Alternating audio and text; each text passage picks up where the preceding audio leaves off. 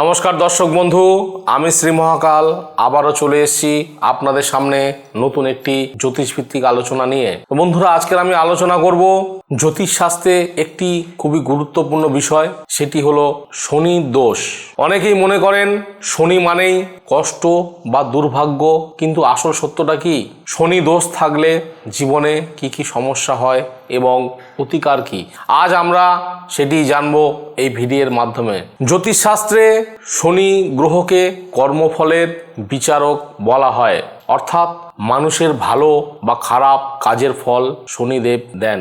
তাই শনি সবসময় খারাপ নয়, কিন্তু জন্মকুণ্ডলিতে যদি শনি দুর্বল বা অশুভ অবস্থায় থাকে তখন তাকে শনি দোষ বলা হয়। এই শনি দোষ থাকলে জীবনে কিছু সাধারণ লক্ষণ দেখা দিতে পারে। সেগুলি কি?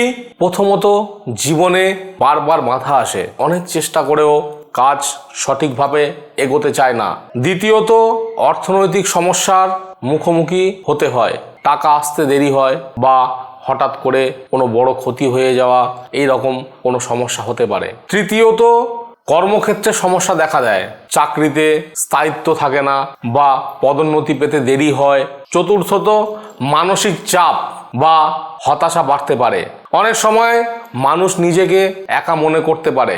তবে একটা গুরুত্বপূর্ণ বিষয় হলো শনি ধীরে ধীরে ফল দেন, কিন্তু স্থায়ী ফল দেন। তাই শনি যদি কষ্ট দেয়, পরে সেই শনি কষ্টের ফলও ভালোভাবে দেয়। এখন প্রশ্ন হলো, শনি দোষের প্রতিকার কি?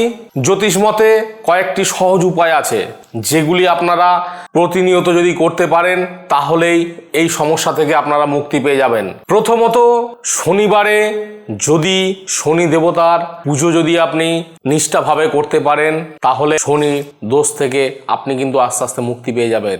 দ্বিতীয়ত, গরিব মানুষকে সাহায্য করা এবং দান করা হচ্ছে খুবই ভালো প্রতিকার।